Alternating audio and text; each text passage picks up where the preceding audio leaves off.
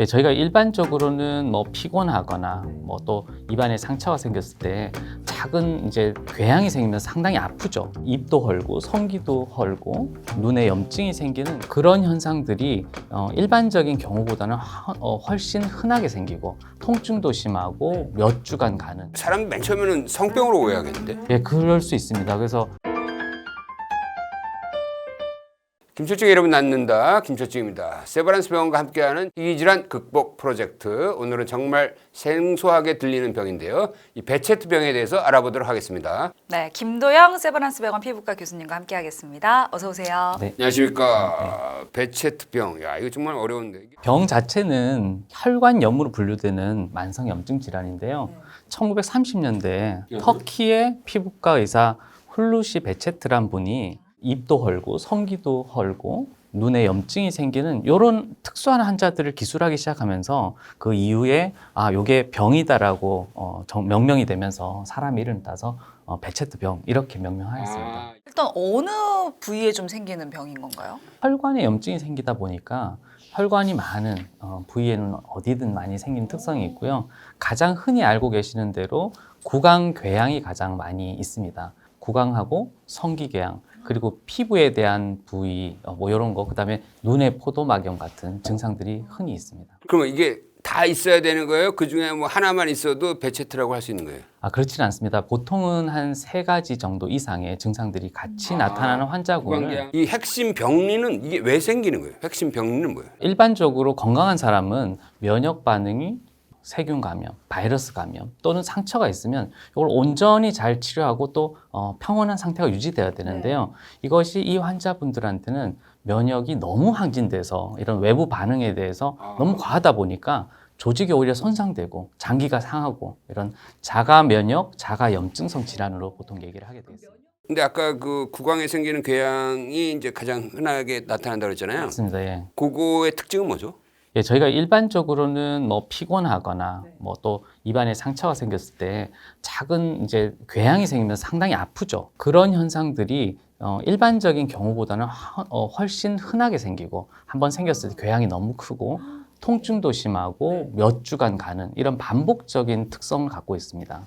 일반적으로 이렇게 안에 구내염 생기는 거하고 네. 이 베체트병에 생기는 구내 궤양하고 차이는 뭐예요? 일반인들이 얘기할 때는 이제 구내염 하면 여러 가지를 얘기를 하거든요. 피곤할 때 입술에 물집이 생기는 단순 포진도 구내염을 오인하실 수 있는데 실제적으로는 저희가 피곤할 때 통증을 생기면서 살이 파지는 궤양, 가장 대표적으로는 재발 아프타성 구내염이라고 하는 게 사실은 흔합니다. 그게 상당히 흔하게 생기면서 커지고 궤양이 생기는 타입이라서 엄밀히 얘기해서는 베체트병의 구강궤양하고 재발성 아프타성 구내염의 궤양은 사실 구분이 되지는 않습니다. 요거는 그러면 전문가가 봐야겠네. 맞습니다. 그래서 구강궤양만 있는 경우는 저희도 베체트병이라 하지는 않고요. 좀 심한 환자군들 중에서 말씀드린 대로 2-3가지 다른 장기를 침범하는 경우에 이제 베체트병으로 진단하게 되겠습니다. 근데 사실은 이 베체트병이라는 단어 자체가 너무 생소하다 보니까 의심하기가 쉽지가 않을 것 같아요. 어떤 또 다른 증상들로 발현되는 게 있다면 좀 캐치하기 쉬울 것 같거든요. 맞습니다. 구강궤양은 대부분 99% 이상의 베체트 환자를 앓고 있기 때문에 사실 다른 증상이 어떤 거가 있는지를 아시는 거가 그쵸. 중요합니다. 그래서 대표적으로 성기 부위에는 사실 궤양이 드물죠. 성기 부위도 입과 똑같은 것이 여성의 외음부나 남성의 고환에서 생기는 경우, 그리고 다리에 정강이에 누르면 아픈 반점 같은 저희가 결절 홍반이라고 하는 병변이 생기거나 아니면 여드름하고 달리 몸통이나 팔, 다리에 뾰루지가 많이 생긴다. 이런 경우도 대표적인 증상이고요. 그리고 평소 크게 문제 없다가 피곤할 때 비문증, 날파리증이 눈에 생긴다든지 충혈이 잦다든지 이런 증상이 있을 때 저희가 그게 합당한 증상이라고 하면 저희가 베체트병 그때 진단되는 사례가 많습니다. 그러면 이게 환자들의 대부분의 가장 흔한 조합이 뭐예요? 예, 가장 흔한 순으로 보면 구강궤양 뭐 거의 대부분 있다고 말씀드렸고 한 70% 이상에서 피부랑 성기궤양이 있고요. 한 반수 정도에 가까운 환자분들이 눈에 침범하고 관절염 소견이 있습니다. 그 성기의 궤양이라는 게 이제 표피에 생긴 거죠. 여성 생식기에서는 음순 부위에, 그러니까 눈에 보일 수 있는 부위, 그리고 남자의 경우는 고환이 가장 많고요. 그다음에 음경이 그 두 번째로 많은데 모양은 사실 입에 파지는 궤양하고 거기 성기에 계는 게 똑같습니다. 사람 맨 처음에는 성병으로 오해하겠는데? 예, 그럴 수 있습니다. 그래서 말씀을 하기가 조금 민망한 위치에 있다 보니까 특히 젊은 분들은 산부인과, 비뇨기과에서 확인하시고 그 전문의 선생님들께서 베체트 의심이다라고 전원 의뢰해 주시는 경우도 상당히 흔합니다. 근데 아까 그 눈에 이제 포도막염으로 생긴다고 그랬잖아요. 그런 자가면역 질환이 생긴다면 사람들이 굉장히 겁나는 얘기 같은데. 예, 무섭습니다. 실제로 지금은 조금 달라졌지만 예전에는 국내 실명의 세 번째, 네 번째 순위에 드는 질환이었습니다. 어머나. 한때는 염증이 과도한 경우는 망막이 상하기 때문에 실제 영구적인 시력 소실도 되고 가장 무서운 경우는 혈관염이기 때문에 망막을 먹여 살리는 동맥이 염증에 의해서 파괴가 된다. 그럼 갑작스럽게 실명이 돼서 돌아오지 않는 사례들도 있고 이런 사례들이 과거에는 중요 실명의 원인이었습니다. 이게 지금 약간 희귀 질환인데 우리나라에 환자가 몇 명 정도 있을까요? 예, 저희 보험 데이터로 보면 현재 10만 명당 30명을 조금 상회하는 수준으로 보고되고 있기 10만 때문에 명당 30명. 예, 그럼 계산해 보면 저희가 한 15,000명에서 2만 명, 잘 오시지 않는 분까지 하면 최대 2만 명 정도의 환자가 있을 걸로 예상하고 있습니다. 주로 발병하는 연령대나 뭐 성별도 있을까요? 예, 이게 면역이 강할 때 생기는 병이라고 말씀드렸는데 조절이 잘 안 되는 환자들이 새롭게 생기는 시기는 20, 30대가 제일 많고요. 실제 진단은 조금 늦어지기 때문에 진단 시기는 30대나 40세가 많습니다.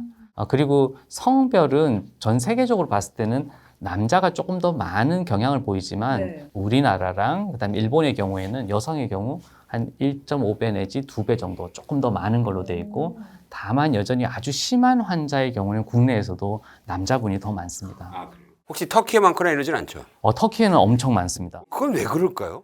유전자의 인종적 차이가? 맞습니다. 예, 정확하게 짚어주셨는데요. 저희가 베체트병 하면 HLA 유전자라는 유전자 표현형이 좀 차이가 있는데요. 그중에 B유형의 51번, 그래서 HLA B51을 가진 경우에는 그렇지 않은 분들에 비해서 한 5배 내지 6배 아주 상당한 수치거든요. 그래서 질환이 잘 걸릴 확률이 있습니다.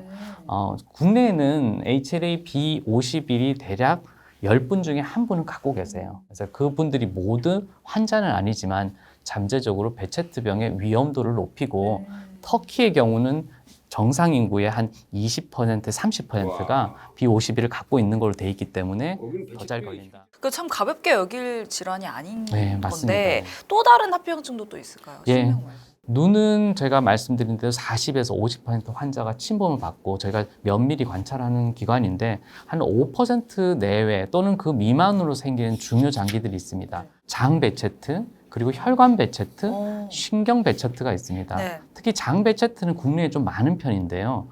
장에도 큰 궤양이 생긴다고 상상하시면 궤양이 너무 커지면 장이 얇기 때문에 장이 터지죠. 그래서 복막염에 의한 감염증으로 사망하는 사례들이 실제 존재하고요. 혈관의 경우에도 혈전증이 심하게 생긴다든지 동맥벽이 염증이 생기면 이게 늘어나겠죠. 그래서 동맥류가 생기다가 터져서 크게 사망에 이르는 경우, 그리고 뇌신경에 혈관이 염증이 생기면 갑작스런 뇌졸중 증상과 같은 현상이 생기기 때문에 이런 경우는 사망에 이를 수 있는 위중한 상태가 되겠습니다. 이분들이 이 병을 앓고 계속 투병 생활을 하면서 직장 생활이나 이런 일을 할 수는 있어요. 사실 어려운 부분들이 있죠. 증상들이 당연히 잘 조절되시는 분들은 크게 문제가 없지만 이게 말씀드린 대로 시력이 감퇴되기도 하고 말씀을 많이 하셔야 되는데 매번 입이 헌다. 말씀하기 어려워하시는 분도 있습니다. 네. 그리고 관절염 때문에 노동력이 조금 떨어지는 경우도 있고 장이나 이런 데 불편하시면 뭐 혈변이나 이런 것들이 나올 수 있기 때문에 나 2주 출장인데 그 사이에 뭐가 나빠지겠다. 이런 불안감을 또 갖고 계시기 때문에 이거 너무 힘들겠는데? 근데 어쨌든 초기에 또 빨리 발견을 하는 게 중요하지 않을까 싶은데 베체트병이 좀 의심이 된다라고 한다면 어떤 검사를 받으면 되는 건가요? 사실 검사 자체가 요 검사를 하면 베체트입니다 하는 게 사실 없는 게 좀 어렵습니다. 그래서 저희가 현재는 2가지 또는 3가지 정도의 국제적으로 통용하는 진단 기준이 있습니다. 그래서 의사들이 요런 증상들이 있으면 베체트병으로 진단하자라고 하는 명시된 진단 기준이 있기 때문에 다만 그 진단 기준 자체는 검사가 아니니까 의사가 정확히 판정해야 되니까 조금 숙련된 전문의가 판정하면 진단에 이르는 그런 과정으로 쓰고요. 통상적으로 혈액 검사나 이런 것들 영상 검사도 필요합니다. 네. 예를 들면 장에 궤양이 있는지 대장 내시경도 해보려야 될 경우도 있고 관절이나 혈관에 문제가 있는지 영상 검사도 하고 피에 염증이 있는지도 보고 앞에서 말씀드린 HLA-B51도 확인하고 이런 절차들이 있습니다. 그러니까 한 번에 좀 치료를 받을 수 있으니까 환자 입장에서는 굉장히 든든할 것 같아요. 네, 맞습니다. 어떤 식으로 좀 치료가 이루어지게 되나요? 만성 질환들이 대부분 그렇지만 진단이 일단 되고 나면 사실은 뭐 완치란 판정은 어렵기 때문에 일단 증상이 호전되는 늦은 시기까지 나이 든 시기까지는 지속적인 관리가 필요합니다. 완치라는 개념이 좀 없는 네, 질환이에요. 맞습니다. 이런 자가 면역 질환, 염증 질환들은 대부분 그렇지만 계속 완치를 판정하기는 어렵고요. 좋다가도 악화인자들이 있으면 다시 또 병이 나빠지고 약을 투약하기 때문에 잠정적으로 저희가 어렵지만 완치라는 표현은 잘 쓰지는 않고요. 증상에 따른 치료라고 표현하는 게 맞겠습니다. 사실 병은 하나지만 말씀드린 표현형은 제각각인 환자들을 맞춰서 치료하는데요. 예를 들면 입이 주로 아프신 분들은 바르는 스테로이드, 그다음에 콜키신이라는 면역 조절제를 근간으로 하고요. 그다음 복용약을 매일 먹음으로써 증상을 좀 누그러뜨리는 게 있고, 장 같은 경우에는 사실 다른 약제 계열을 씁니다. 장벽에 더 잘 가는 메살라진이라는 약을 근간으로 하고 있고요. 사실은 장기별로 치료가 조금 다르다. 그래서 하나의 약이 있지는 않기 때문에 더더욱 다학제적인 진료 관리가 필요한 질환입니다. 전문적인 의사한테 계속 꾸준히 관리를 받아야겠네.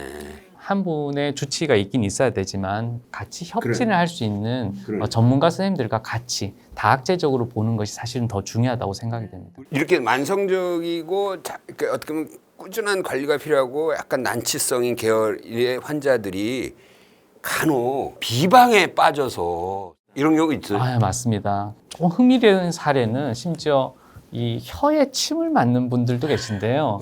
그 침 방울마다 이제 궤양이 생기는 사례라든지 또는 특정 그냥 건강에 좋다라고 알려진 약들을 드셔서 이게 간이 또 망가진 상태로 오셔서 다른 합병들이 추가가 되시는 분들, 이런 분들도 간혹 있습니다. 예전보다 많이 줄었습니다. 그러니까 이렇게 좀 잘 알려지지 않은 희귀 질환 같은 경우에는 속설이 또 많잖아요.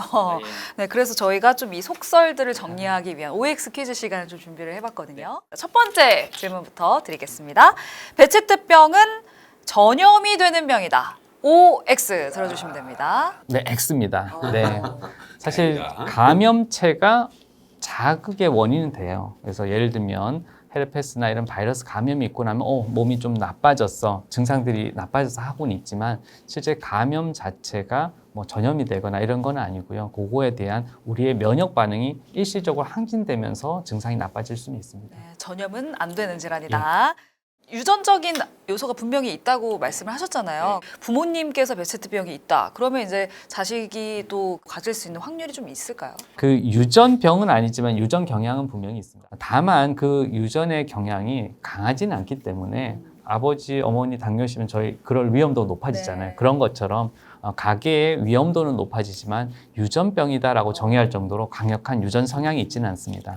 특이하게 이게 실크로드 병이라는 닉네임이 있습니다. 홋카이도 대학의 오노 교수님이란 분이 처음으로 B51을 발견하면서 이게 유전자 헌팅을 하셨어요. 그래서 여기도 가고 저기도 가고 해서 B51이 어디에 많은지를 분석하게 되고 이 이환에 대한 조사를 한 결과 과거에 실크로드로 알려져 있는 길에서 가장 유병률이 높다는 게 알려지면서 저희가 닉네임으로 실크로드 병이다라고 부르기도 합니다. 네, 다음 질문 드리겠습니다. 베체트병은 피부병이나 성병의 일종이다. X로 들어야 되고요. 이것도 이제 피부 증상이 있죠. 다만 주로는 전신 혈관을 침범하는 혈관염이기 때문에 피부병으로 한정하기는 좀 어려울 것 같고 성관계나 이런 것 혈액을 통해 전파되는 감염성 질환은 아니기 때문에 성기 궤양이 있더라도 이제 부끄러워하지 마시고 관련한 전문의를 빨리 찾는 게 좋겠습니다. 네, 마지막 질문 드리겠습니다. 베체트병은 정신적인 요인 때문에 발생한다. 요걸로 하고 요렇게 해야 될 것 같습니다. 예. 정신질환은 아니죠. 네. 근데 다만 많은 수에서 스트레스의 악화를 저희가 볼 수 있습니다. 그래서 정신적인 요인이 무관하지는 않고요. 스트레스, 과로, 뭐 불면과도 이어질 수 있겠지만 이런 분들이 잘 관리되다가 입이 많이 헐거나 갑작스럽게 눈에 포도막염이 생기거나 배가 아파서 혈변이 나와야 하는 분들이 있는 걸 보면 스트레스가 중요한 악화 인자는 맞다고 생각됩니다. 그 관리의 측면에서 봤을 때 요즘에 영양제 또 많이 드시잖아요. 이런 것들로 좀 면역력을 높이는 것도 도움이 될까요? 근데 이제 베체트병은 앞에 말씀드린 대로 면역 반응이 오히려 우리가 몸이 안 좋을 때 스스로 이렇게 부스팅해서 좀 업이 된 상태에서 원치 않은 조직 손상이 일어나기 때문에 엄밀히 표현해서 면역이 증강되는 것 자체를 좋은 쪽으로 보지는 않습니다. 잘 관리되는 면역 조절이 되는 게 좋고요. 그러려면 저희가 잘 아는 대로 균형 잡힌 식사를 하고 또 수면, 그다음에 업무량이 너무 과하다고 생길 때는 스스로 조금 조절하는 게 필요할 것 같고요. 사실 비타민제든 어떤 보충제에 대한 어떤 명확한 가이드라인은 없습니다만 일본의 한 연구에서는 황산 아연을 고용량으로 섭취했을 때 병 자체가 조절이 잘 되었다라는 결과가 있기 때문에 아연을 함유한 멀티비타민은 경증 환자에서는 권고하고 있습니다.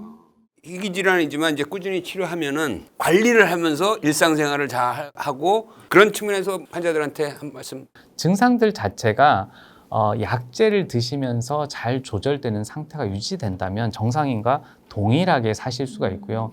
생활 관리가 잘 안 되거나 힘든 일이 있을 때 조금 악화될 수 있죠. 그때 이제 주치의쌤과 찾는 것. 더 중요한 것은 여러 증상들이 이게 동시다발적으로 생기거나 순차적으로 생길 수 있기 때문에 이 병에 대한 정보들을 본인 스스로 좀 알다가 한 번도 그런 적이 없는데 날파리가 날아다니네 눈에 그럼 안과를 찾는다든지 다른 분보다는 전문 의사들을 찾는 이런 준비가 되어 있다고 관리를 하시면 병이 크게 진행되지 않고 평생 건강하게 지내실 수 있을 것 같습니다. 저희가 70년대에 이런 환자들이 있다라는 사실을 세브란스 선생님들이 좀 발굴하고 체계적으로 관리를 해야 되겠다 해서 83년도에 관련 선생님들이 주축을 이뤄서 해보자. 다학제구나. 네, 다학제를 그 당시에 이미 시작해서 지금은 2세대들이 이제 다 각 과를 또 도맡아서 환자 관리하고 있습니다. 네, 오늘 세브란스 병원과 함께하는 작지만 강한 질환 베체트병에 대해서 알아봤습니다. 영상 보시면서 궁금한 점 있으셨다면 댓글로 남겨주시고요. 좋아요와 구독 버튼도 눌러주시길 부탁드리겠습니다. 함께해 주신 김도영 세브란스 병원 피부과 교수님 고맙습니다. 네, 감사합니다. 네.